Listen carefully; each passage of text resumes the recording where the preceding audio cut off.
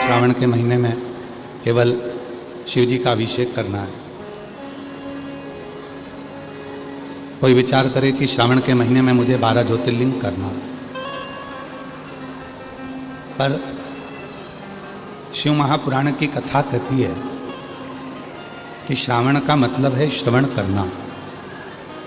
12 ज्योतिर्लिंग भी जाओ, तीर्थ भी जाओ, कावड़ भी चढ़ाओ, पर उसके साथ में भगवान शिव की पवित्र कथा को श्रवण करो, सुनो।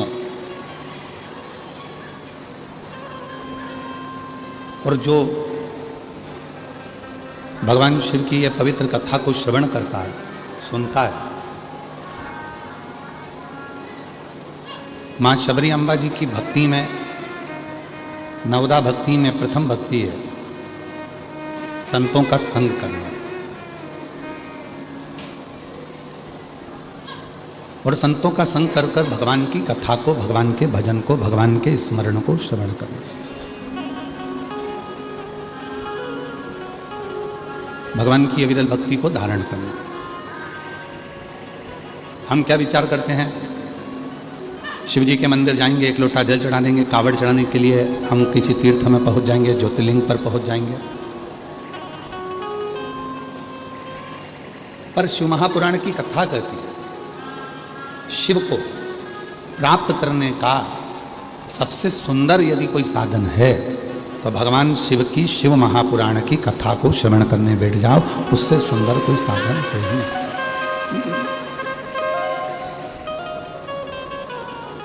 भगवान देवाधिदेव महादेव की कथा को श्रवण करने के लिए बैठ जाओ, भगवान शंकर की पवित्र कथा को सुनने के लिए बैठ जाओ, उससे सुंदर कोई साधन नहीं हो सकता। क्या मिलता है सुनने से, क्या मिलता है श्रवण करने से? तो कहा, जब मनुष्य शिव के मंदिर में प्रवेश करता है, जब मानव भगवान शंकर के मंदिर में प्रवेश करता है या शिव महापुराण की कथा को सुनने के लिए पंडाल में जाकर प्रवेश करता है, बस, या जो आस्था चैनल पर सुन रहे हैं, जो सोशल मीडिया पे सुन रहे हैं, अपने मन को, अपने चित्त को जब हम भगवान की कथा की ओर लेकर जाते हैं, तो जब ये मन सत्संग में, कथा में, मंदिर में प्रवेश करता है, तो इस मन के द्वारा जितने भी पाप होते हैं वो सारे पाप एक क्षण में समाप्त हो जाते हैं और जीव परमात्मा की शरणागति ग्रहण करता है।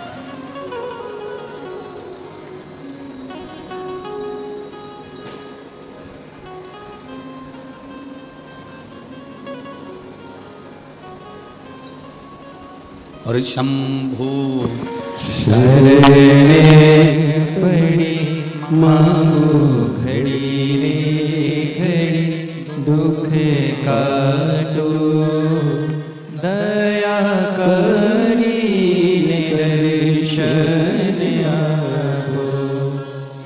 शंभु शरण पड़ी मांगो घड़ी रे घड़ी, दुख काटो दया करी दर्शन आपो।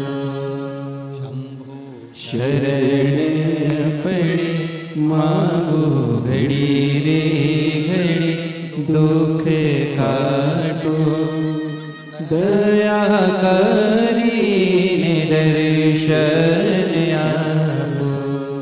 सत्संग में, मंदिर में, भगवान की शरणागति में कौन जाता है? किसको भगवान अपनी शरणागति में बुलाता है? सब अपने अपने घरों में व्यस्त हैं, सब अपने अपने कामों में व्यस्त हैं।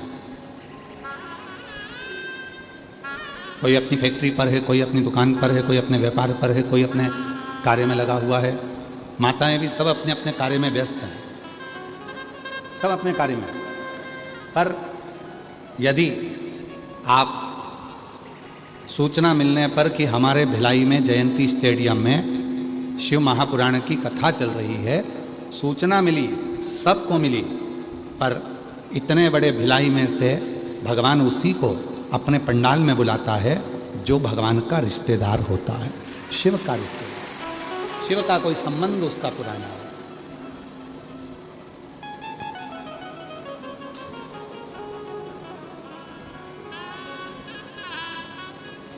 एक कंपनी के लोग नौकरी पर रखते हैं।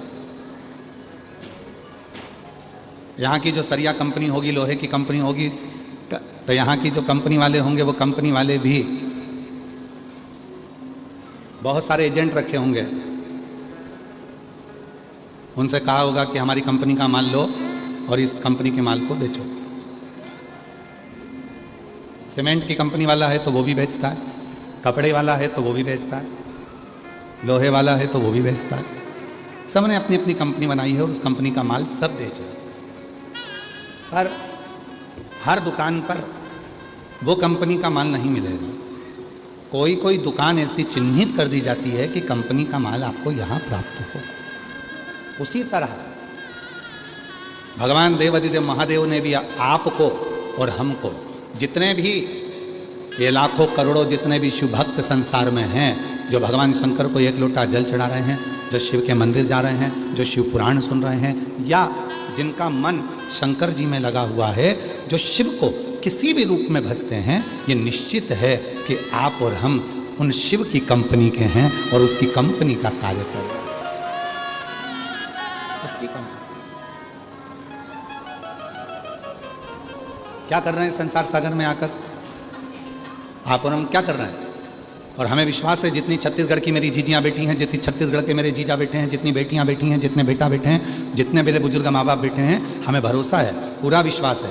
आप जितनी कथा यहाँ से श्रवण कर कर जाते हो, उस कथा में से 7 दिन की कथा में से कुछ कथा अपने जीवन में ऐसी उतार लेते हो कि जब किसी की ज़िंदगी में दुख तकलीफ आता है तो आप वो कथा उसको बता देते हो और उसको फायदा मिल जाता है। समझो आप शंकर के गण हो और शिव का गण ही कोई मार्ग बताओ। अब शिव के गण हो और शिव का गण ही कोई मार्ग बता। शिव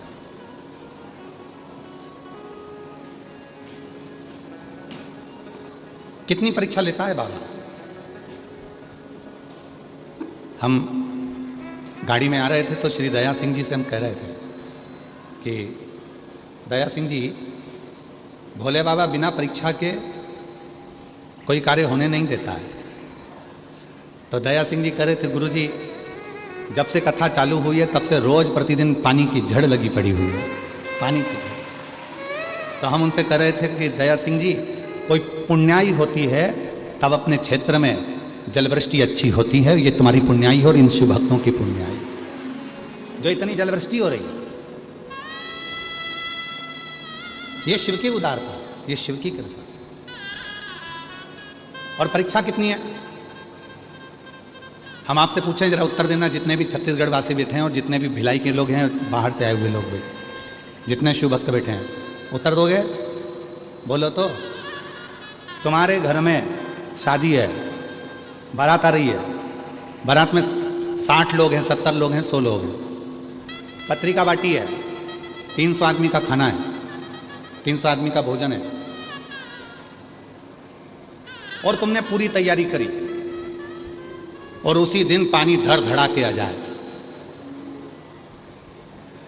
अब 300 तो तुम्हारे मेहमान आने वाले, 100 बाराती, 60 घराती घर के लोग, और पानी केकी में रुकू नहीं।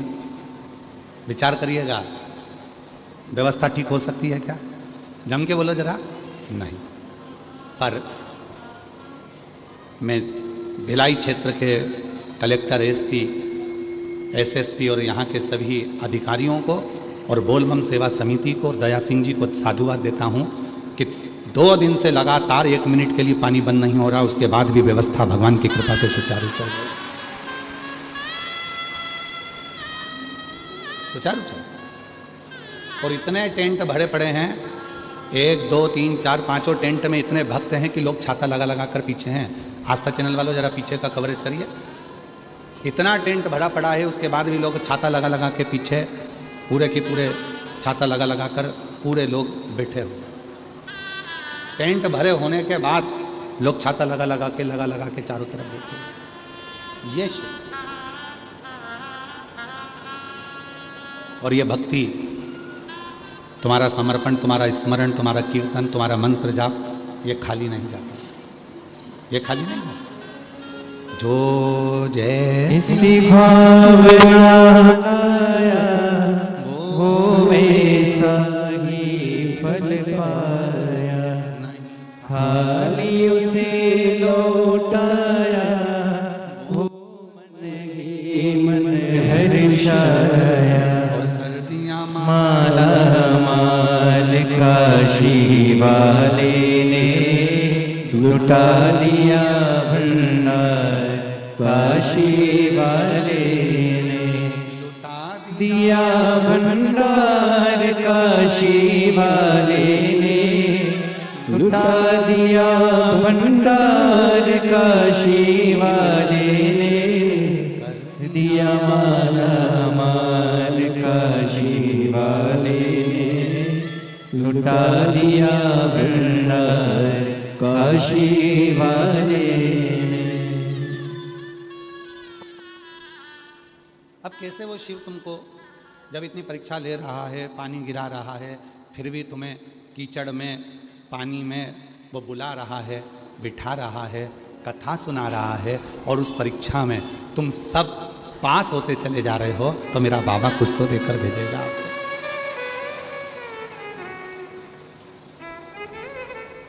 कुछ तो कृपा करेगा वो आप पर, कुछ तो करुणा करेगा वो आप पर। स्वयं माता पार्वती जी ने भी चंचुला देवी से यह प्रश्न किया।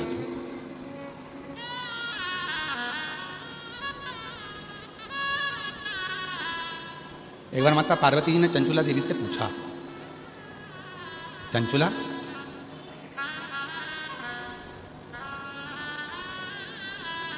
तो यहां तक कैसे पहुंचे? ये कैलाश तक, शिवधाम तक, भगवान शंकर के इस पवित्र कैलाश धाम तक तो कोई पहुंच नहीं सकता। चंचुला तू कैसे पहुंच गई? साउंड वाले 5वें नंबर के पंडाल में पीछे जाइए, और वहां थोड़ा लोग खड़े हैं, हाथ हिला रहे हैं, जरा कर देखिए।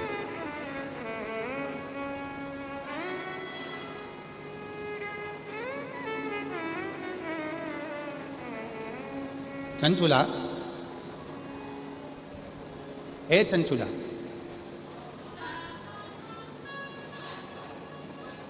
क्यों? कौन ने कटवाया? चालू कर दो उसको। चंचुला, मुझे एक बात समझ में नहीं आती कि तू कैलाश धाम तक, भगवान शिव के इस धाम तक तू कैसे पहुंच गई? भगवान शंकर के इस पवित्र धाम तक तू पहुंची कैसे? क्या करा तू?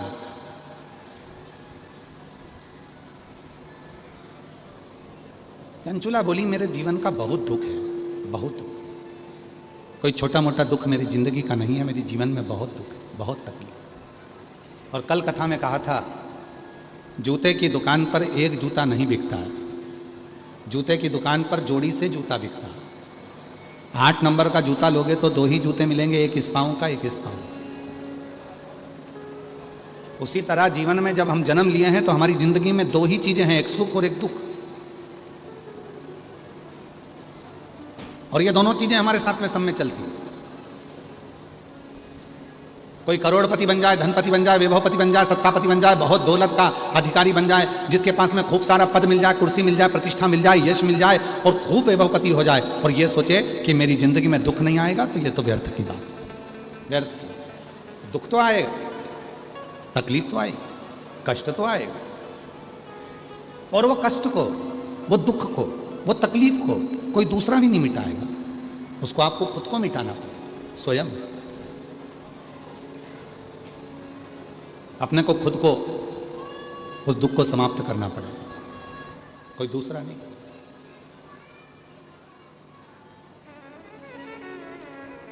कल हम शाम को जब अग्रसेन भवन में जब पहुंचे, जहां रुके हैं भिलाई में, तो वहां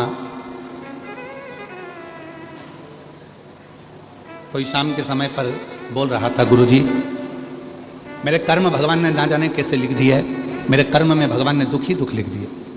हमने कहा देखो भैया, आप कह रहे हो कि भगवान ने आपका कर्म लिखा है, पर सही मायने में तो यह है कि अपना कर्म परमात्मा कभी नहीं लिखता, अपना कर्म अपन खुद लिखते हैं।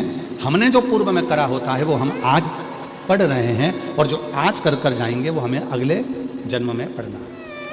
कोई हमारे कर्म को कोई दूसरा नहीं लिख सकता, हमारे कर्म को कोई दूसरा लिखने वाला नहीं हो सकता।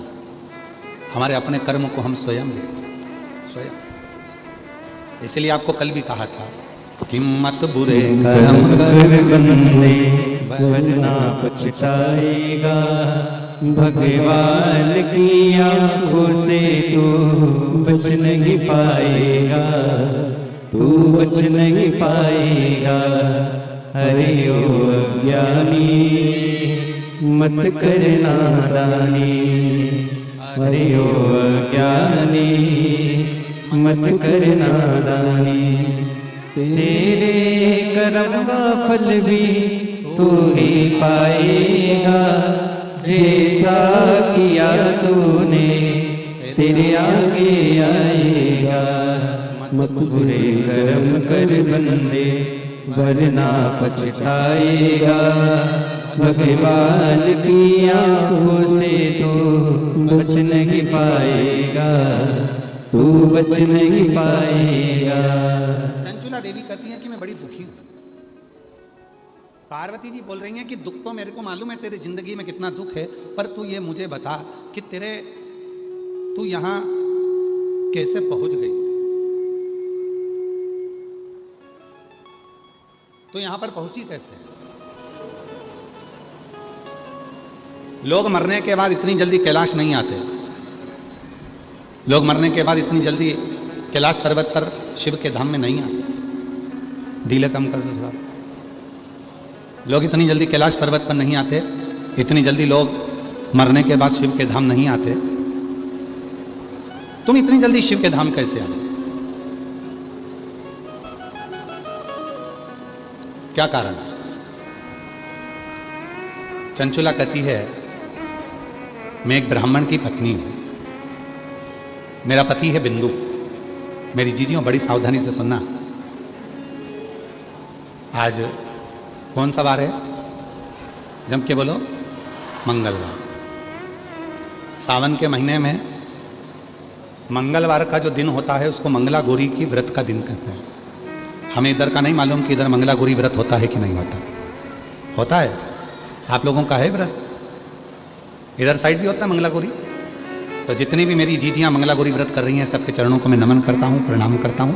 आप सभी को मेरी ओर से अखंड सौभाग्यवती होने का मंगला गौरी व्रत की बहुत बहुत बधाई, बहुत बहुत।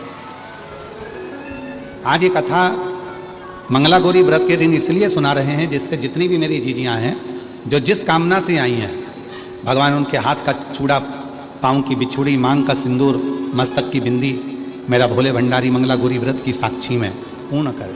खूब आनंद के साथ अखंडता उनके जीवन में हो और अखंड सौभाग्यवती हो, ये भाव से आज ये चंचुला देवी का चरित्र अपन लिया है।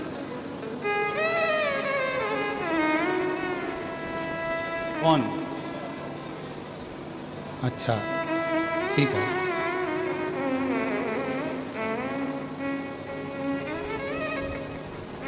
तो आज ये मंगला गौरी का जो चरित्र, मंगला गौरी के दिन में, आज मंगला गौरी व्रत के दिन पर जो चरित्र आया है उसको सावधानी से सुनो। चंचुला देवी कहती है मैं ब्राह्मण की पत्नी हूं और बिंदुक मेरा पति है। बहुत अच्छा था मेरा पति, भगवत भजन भी करता था, कीर्तन भी करता था, मंत्र जाप भी करता था, नाम जाप भी करता था, भगवत भक्ति में डूबा रहता था। पर उसकी जिंदगी में कुछ ऐसे मित्र आ गए जिन मित्रों ने मेरे पति की दशा को बदल दिया, और दशा बदली तो वो दुर्दशा में पहुंच गया, दुर्दशा में हो गया। व्यसन वो करने लगा, मदिरापान वो करने लगा, जुआ वो खेलने लगा, मंदिर जाना बंद कर दिया, देवस्थान जाना बंद कर दिया, संकीर्तन करना बंद कर दिया, सत्संग करना बंद कर दिया, मंत्र जाप से परे हो गया, दूर। आखिरी में पैसे की भूख इतनी बढ़ गई, धन की भूख इतनी बढ़ गई कि मेरा पति चोरी करने लगा और चोरी का धन लेकर जा रहा था, और वो चोरी के धन को दीवार पर चढ़कर चोरी के धन को लेकर जा रहा था। उसको नहीं मालूम था कि साइड में कुआं है, उस कुएं के जल में मेरा पति गिर गया और गिरते ही मेरे पति के प्राण छूट गए। वो प्रेत योनि में चला गया। जीजियों,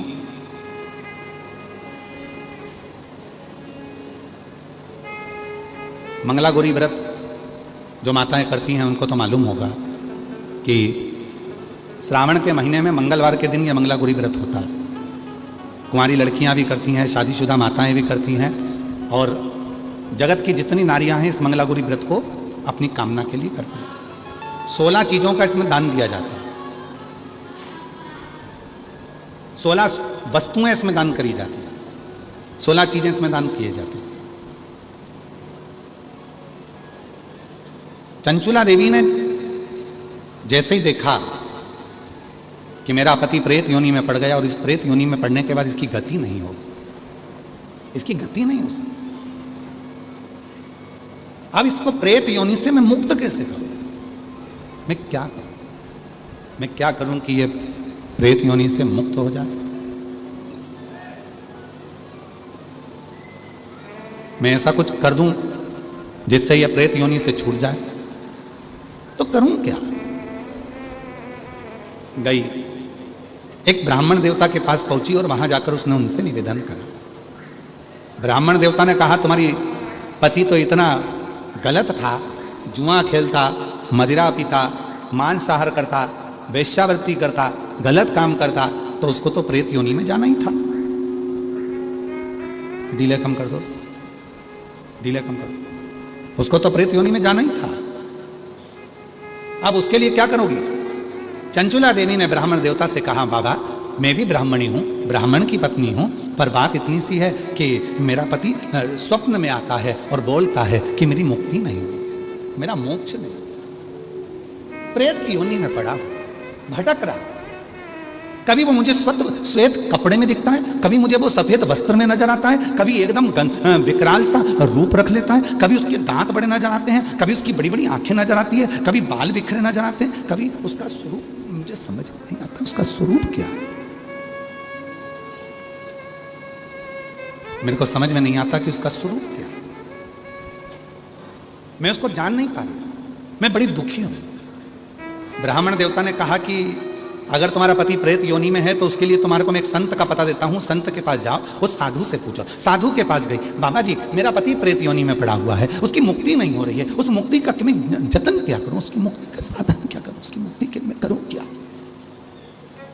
उसकी मुक्ति का उपाय क्या करूं? शंभु शंभु शंभु शंभु शंभु शंभु शंभु, उसकी मुक्ति का मैं यत्न क्या करूं, उसकी मुक्ति का उपाय क्या करूं? शंभु शंभु शंभु शंभु शंभु शंभु, उसकी मुक्ति का मैं यत्न क्या करूं, उसकी मुक्ति का मैं उपाय क्या करूं, क्या उपाय करूं, क्या यत्न?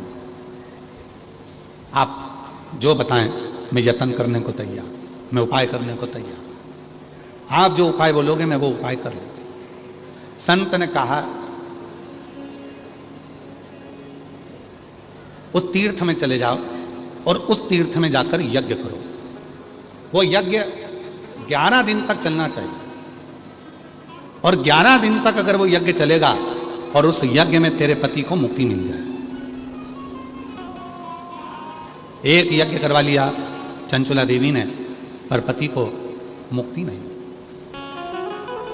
आज ये चरित्र निकला है तो मेरी जितनी जीजियां बैठी हैं कि चंचुला देवी ने श्रावण के महीने में जो मंगला गौरी व्रत का जो कर्म यहाँ पर वर्णन आता है, बड़ी प्रेम की कथा है, आप बहुत सावधानी से सुनिएगा। संसार की पहली स्त्री थी चंचुला देवी, संसार की पहली नारी थी चंचुला देवी, जिसका पति मर गया था, प्रेत योनि में पड़ गया था, और प्रेत योनि में पड़ने के बाद भी चंचुला देवी वेधव्य होने के बाद, विधवा होने के बाद, मंगला गौरी की कृपा से, शिव की कृपा से, मां जगत जननी की कृपा से वापिस अखंड सौभाग्यवती हुई थी और पति के लोक को चली गई। आज संपूर्ण देशवासी जितने आस्था चैनल पर सुन रहे हैं, जितने फेसबुक यूट्यूब पर सुन रहे हैं, जितने सोशल मीडिया पर सुन रहे हैं और जितने इस भिलाई जयंती स्टेडियम की पवित्र धरा पर कथा को श्रवण कर रहे हैं, अपने जीवन में उतारिएगा। आज की कथा आपके जीवन को सुख प्रदान करने वाली, आपके जीवन को लाभान्वित करने वाली।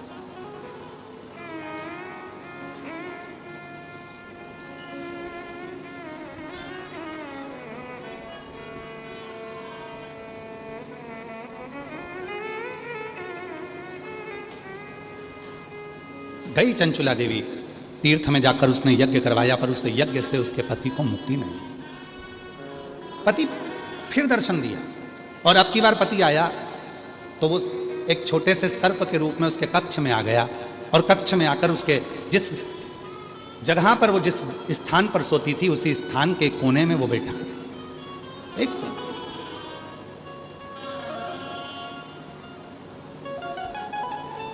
फिर उसको आवाज आई, मेरी मुक्ति नहीं, मेरी मुक्ति नहीं। फिर गई, बाबा साधु जी, संत जी बताओ मेरे पति को मोक्ष कैसे मिलेगा? तो कहा इतने महीने तक आपको व्रत रखना पड़ेगा और उस व्रत को रखने के बाद इतना सामग्री आपको पूजन कराना पड़ेगा और इतनी सामग्री का आपको दान देना पड़ेगा। चंचुला देवी ने व्रत रखा। कहते हैं 2.5 वर्ष तक चंचुला देवी उस व्रत को करती रही। 2.5 वर्ष जो व्रत संत ने बताया था वो 2.5 वर्ष तक चंचुला देवी ने करा। 2.5 वर्ष में चंचुला देवी केवल जल का आचमन करती थी, जल का आचमन चंचुला देवी करती थी, उसके सिवाय कुछ ना लेती थी। ऐसी दुर्बल सी चंचुला देवी 2.5 वर्ष में हो गई थी। 2.5 वर्ष में एकदम दुर्बल हो गई थी, कुछ भी शरीर में नहीं था, केवल हाड शरीर में हड्डियां ही हड्डियां थी और जी चमड़ी थोड़ी सी चढ़ी हुई थी, मांस पूरा गल चुका था। चंचुला देवी एकदम दुर्बल हो गई थी, एकदम पूरा व्रत कर लिया, दान कर लिया, पुण्य कर लिया, उपवास कर लिया, यज्ञ कर लिया। अब चंचुला देवी ने विचार करा अब तो मेरा पति को प्रेत की योनि से मुक्ति मिल गई होगी। चंचुला देवी वापस अपने घर पर आई। घर पर आकर चंचुला देवी ने फिर विश्राम करा और विश्राम करने के बाद प्रातः में उठी, उठकर भोजन बना रही थी और भोजन बनाते समय खिड़की में से आवाज आई, भूख लगी है, भोजन दे, मुझे भूख लग रही है, भोजन दे, मैं भूखा हूं, भोजन दे। जो खिड़की में से झांका, चंचुला देवी ने तो कोई नजर नहीं आया। फिर भोजन बनाने बैठी तो फिर आवाज आई, मुझे भूख लगी है, भोजन दे दो। चंचुला देवी ने आवाज लगाकर कहा, मैं खिड़की में से झांकती हूं, कोई मुझे दिखता नहीं है, तुम कौन हो जो तुम भूख से व्याकुल हो और मुझसे भोजन मांग रहे हो? तभी बिंदुक फिर आवाज लगाकर बोला, चंचुला मैं तेरा पति बिंदुक प्रेत योनि में पड़ा हूं, मेरी मुक्ति नहीं हुई है। चंचुला कहती है मैंने यज्ञ करवा दिया, मैंने पूजन करवा दी, मैंने व्रत करवा दिया, मैंने उपास करा दिया, मैंने दान दे दिया, मैंने अनुष्ठान करा दिया, मैं सारे तीर्थों में घूम कर आ गई, सारे तीर्थ में होकर आ गई और हर जगह पर मैंने सब कुछ किया। अब केवल मेरे पास कुछ भी धन नहीं बचा है, केवल जिस छोटे से झोपड़े में मैं रहती हूँ, इस झोपड़े को बेचने के सिवाय मेरे पास साधन नहीं है। मेरे जितने जेवर थे मैं सब बेची आई, क्योंकि अब कुछ बचा नहीं है। यज्ञ कराना है तो थोड़े धन की जरूरत पड़ेगी, अनुष्ठान कराना है तो धन की जरूरत पड़ेगी, उपवास करा है तो भी धन की जरूरत पड़ेगी और कोई पाठ पूजन करना है तो भी धन की जरूरत पड़ेगी। मेरे पास अब धन नहीं बचा है, मैं कैसे तुम्हारी मुक्ति का साधन ढूंढूं, मैं कैसे तुम्हें मुक्त कर दूं, कैसे मुक्त? चंचुला की आज आंख में से जल बह रहा था और रो रही थी चंचुला, आंख में से जल निकल, जल समझ नहीं पा रही अब मैं क्या करूं, रो दी, बिलख दी, चल दी, खूब रो रही थी, खूब। गांव के लोग काशी जा रहे थे। चंचुला ने मन में सोचा कि अब मैं भी इनके पीछे पीछे चली जाती। धन नहीं था, पैसा नहीं था, संपदा नहीं थी, सारे गांव के लोग गाड़ी में जा रहे हैं और चंचुला देवी उनके पीछे पीछे, उसी बैलगाड़ी के पीछे, उसी गाड़ी के पीछे अपनी कहार लेते हुए भगवान का नाम लेती लेती काशी की ओर चल दी। काशी में जैसी चंचुला देवी पहुंची, अभी आपको कथा में कहा था, कथा के प्रारंभ में कहा था कि कोई हमारा और आपका कोई संबंध पुराना शिव से होगा, तभी बाबा काशी बुलाता है, तभी बाबा मंदिर बुलाता है, तभी बाबा शिव पुराण में बुलाता है। कोई पुराना संबंध आपका और हमारा होगा तो बाबा ने कथा में बुलाया, तो बाबा ने कथा में आपको बिठाया, तो बाबा आपको कथा सुनवा रहा है, तो बाबा आपको मंदिर तक पहुंचा, तो बाबा की कृपा। और हम तो बोलबम समिति को भी साधुता दें। दया सिंह जी, आपका भी कोई संबंध हमारे शिव जी से पुराना रहा होगा, ये पक्का है, नहीं तो इतनी बड़ी कथा के दिव्य आयोजन कराना कठिन होता है महाराज। तीसरा वर्ष ना आशीष, तीसरा है बस, तीसरा वर्ष चल रहा है। लोग एक बार कथा करा लेते हैं दया सिंह जी, या उनकी समिति एक बार कथा करा लेती है तो 25 बार सोचना पड़ता है कि अगले साल कराऊं ना करूं। क्यों? ये लाखों लोगों के बैठने की व्यवस्था, लाखों लोगों के भोजन की व्यवस्था, और हमने सोशल मीडिया पर यहाँ पर आपके बहुत सारे यूट्यूबर, यहाँ सोशल मीडिया वाले यूट्यूबर और पत्रकार बंधु, और यहाँ की सोशल मीडिया, यहाँ के पत्रकार, यहाँ की media, print media, social media, सब की सब खूब यहाँ का पूरे भिलाई का खूब वर्णन कर रही है। मैं सारे पत्रकार बंधुओं को और यहाँ के यूट्यूबरों को, यहाँ के सोशल मीडिया वालों को, सबको हाथ जोड़कर साधुता देता हूँ, धन्यवाद देता हूँ जो आप भिलाई की इस पवित्र कथा की दिव्यता प्रदान कर रहे हैं। हमने एक आशीष बता रहे थे सोशल मीडिया पर देखा था कि सुबह 9 बजे भोजन चालू हो जाता है, 9-10 बजे, और वो भोजन फिर बीच में बस कथा के समय थोड़ा सा बंद होता है, फिर वापस भोजन चालू हो जाता है। अब इतने लाखों लोगों के भोजन की व्यवस्था करना, इतने लाखों लोगों के बैठने की व्यवस्था करना, एक पंडाल में लोग बिठाते हैं और 25 बार अकड़ में बैठते हैं। पर धन्यता है आपकी कि कल भी आप नीचे बैठकर कथा श्रवण कर रहे थे और आज भी आप जमीन पर ही बैठकर, नीचे ही बैठकर कथा सुन रहे हैं। उसके लिए साधुता। ये शिव का कोई परम भक्त ही कर सकता है, वरना किसी की सामर्थ्यता नहीं है कि कोई कर सके। बैठिए, शिव भक्त को ये किसी की सामर्थ्यता नहीं। और बोलो, जितने भी बैठे हो, एक प्रश्न कर लूं आपसे, उत्तर दोगे? पास का पैसा तो नहीं लिया? जम के तो बोलो जरा, खड़े होके बोलो जरा, खड़े होके बोलो। पास का पैसा तो नहीं लिया? नहीं लिया ना?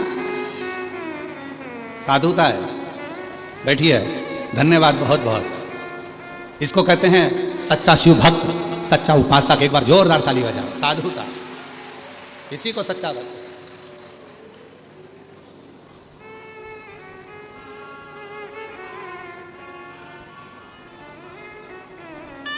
कथा, सत्संग व्यापार की वस्तु नहीं है,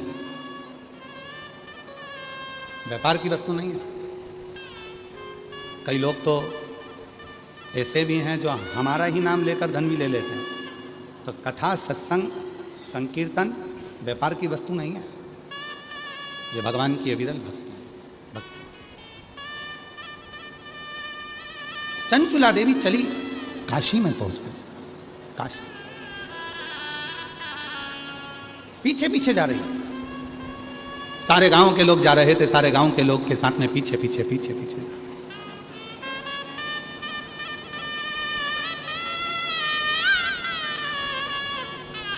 और होता है महाराज, पकड़ के हाथ जो तेरा कहे तू लाडला छोरा, पकड़ के हाथ जो मेरा कहे तू लाडला छोरा, अभी सब साथ हैं तेरे, आगे होने को धोखा है।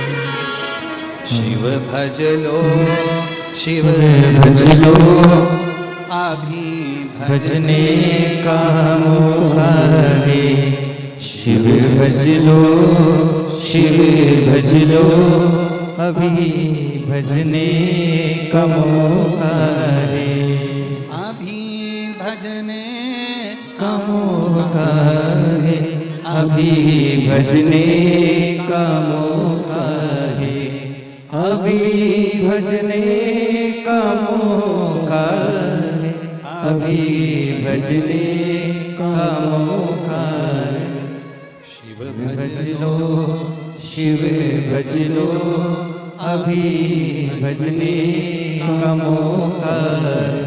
बोलो बोलो, शिव भज लो, शिव भज लो अभी भजने का मौका है, अभी भजने का मौका है, अभी भजने का मौका है, अभी भजने का मौका है, अभी भजने का मौका है, अभी भजने का मौका है, अभी भजने का मौका है, अभी भजने का मौका है, अभी भजने का मौका है।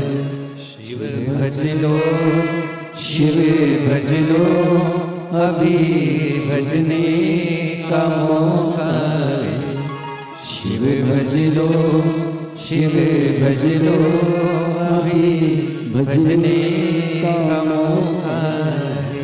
नहीं नाते हुए तेरे, नहीं रिश्ते ते होवे तेरे, नहीं नाते होवे तेरे, नहीं रिश्ते होवे तेरे, नहीं नाते होवे तेरे, नहीं रिश्ते होवे तेरे, नहीं नाते होवे तेरे, नहीं रिश्ते हुए तेरे।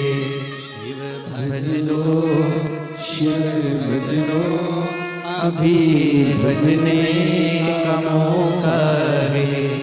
शिव भज लो, शिव भज लो, अभी भजने का मौका है।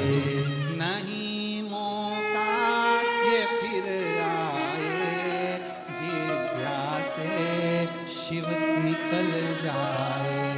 नहीं मौका ये फिर आए, जिज्ञासे शिव आ जाए। शिव भज लो, शिव भज लो, अभी भजने का मौका है। बोलो बोलो शिव भज लो, शिव भज लो, अभी भजने का मौका है। मौका दूसरी बार नहीं आएगा। चंचुला देवी चली काशी में, जितने गांव के लोग थे सब काशी जा रहे थे। चंचुला पैदल पैदल चली जा रही थी। मुझे भी जाना, मुझे भी जाना, मुझे भी जाना, मुझे भी।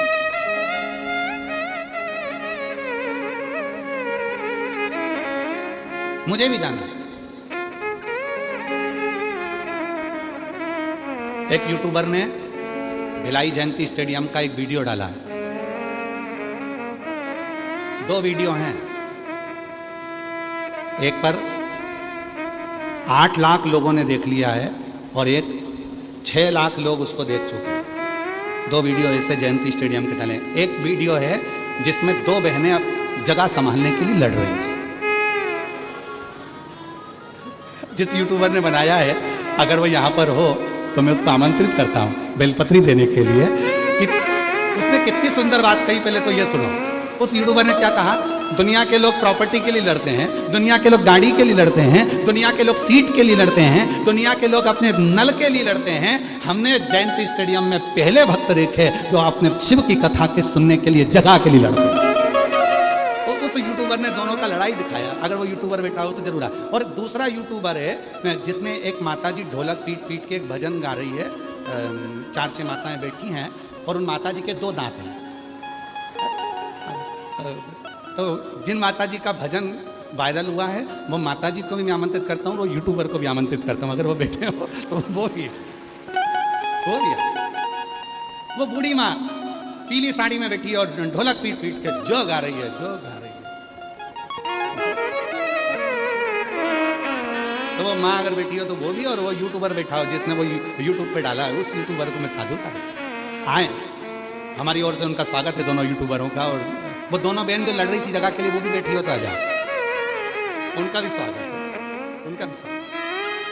लोग धन के लिए लड़ते हैं, लोग संपदा के लिए लड़ते हैं, लोग अपनी कुर्सी के लिए लड़ते हैं, और लोग अपनी प्रॉपर्टी के लिए लड़ते हैं, लोग नल के लिए लड़ते हैं, पानी के लिए लड़ते हैं। पर ऐसे शिव भक्त पूरे छत्तीसगढ़ में ऐसे शिव भक्त हैं और पूरी दुनिया में शंकर के ऐसे भक्त मां कौशल्या की नगरी में ही मिल सकते हैं जो भगवान के लिए लड़ते हैं।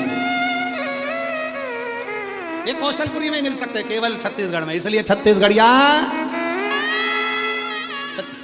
एक माता जी ने छत्तीसगढ़ी भाषा में पत्र लिखा, हमको जितने पढ़ते बनेगा पढ़ते बनेगा, नहीं तो हम तुमसे पढ़ा लेंगे।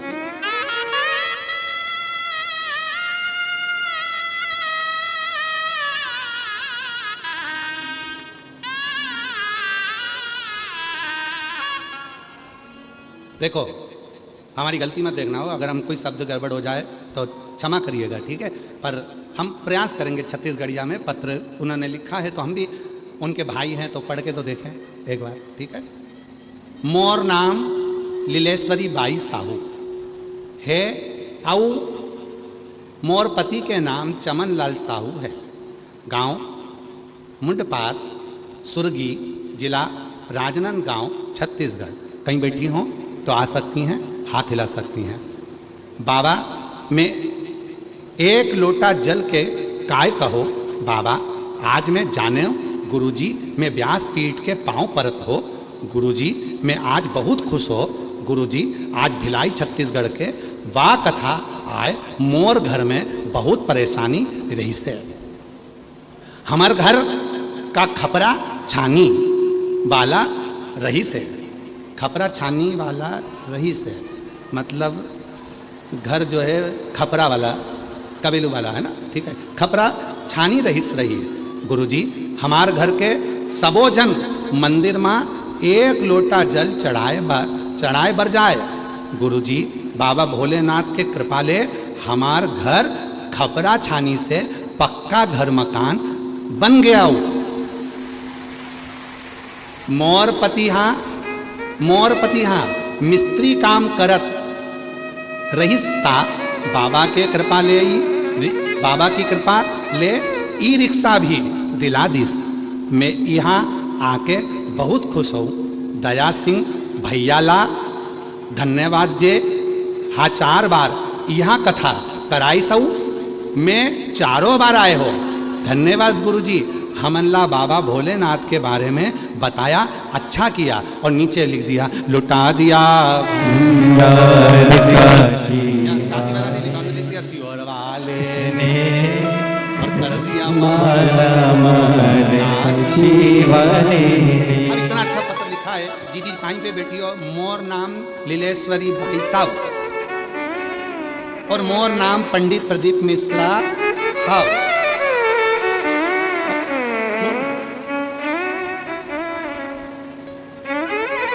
इसमें लिखा मोर पति को नाम चमनलाल साहू, मोर पत्नी को नाम सो जिज्ञासा मिश्रा साहू। गांव मुंडपार सुरगी, मोर गांव सियोर। वाह मेरी बहन, बहुत जोरदार अपनी भाषा में पत्र लिखने के लिए जोरदार ताली। साधु और जो जैसी भावना लाया वो वैसा ही फल पाया। नहीं खाली उसे लौटाया वो मन ही मन हर्षाया। कलिया माला माल काशी वाले ने लुटा लिया भंडार। काशी वाले लुटा दिया भंडार। काशी वाले ने करिया माला माल। काशी वाले ने ये शिव की उदारता,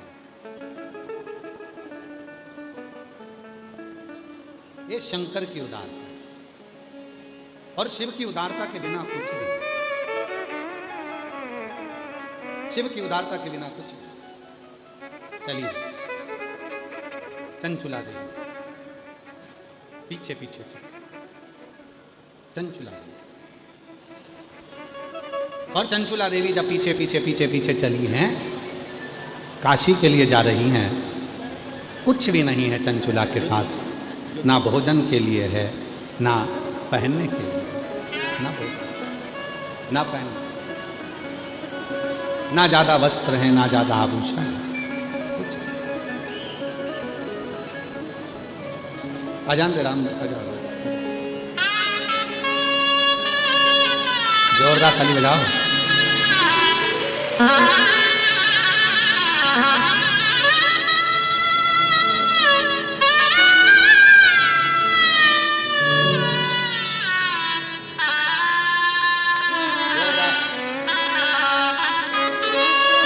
जोरदार ताली बजाओ।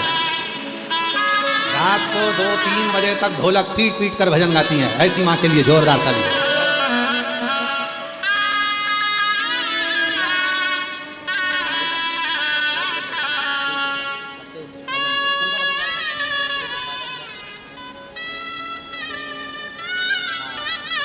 भजन गाया था, डमरू वाले बाबा तुझको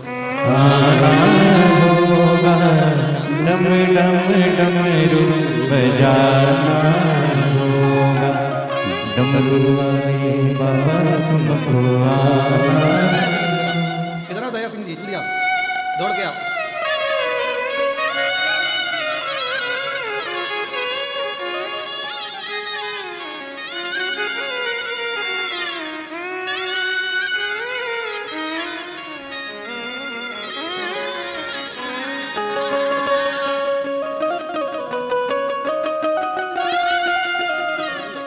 जोरदार ताली बजाकर साधु था, बहुत बहुत आनंद।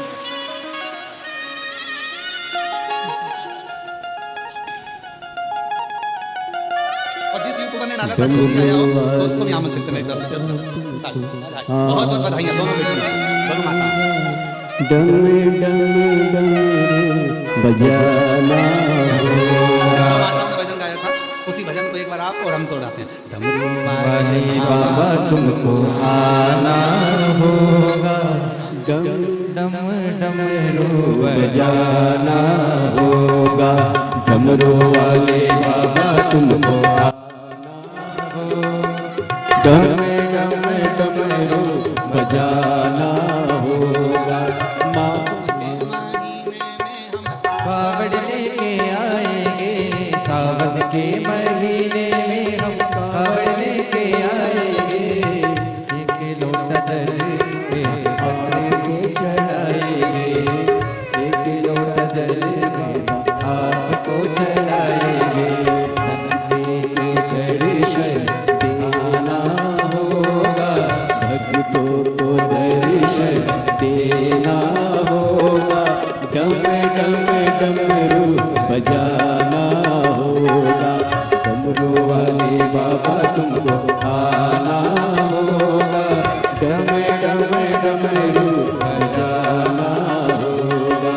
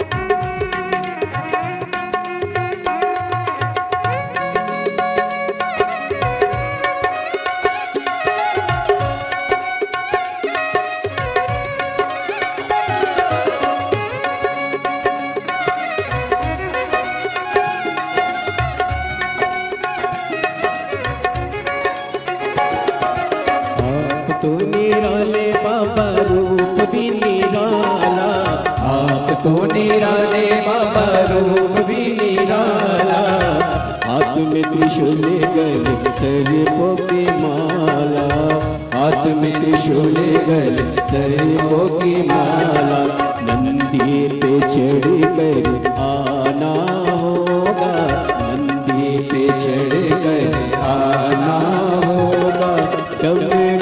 डमरू बजाना होगा, डमरू वाले बाबा तुमको आना होगा, डम डम डमरू बजाना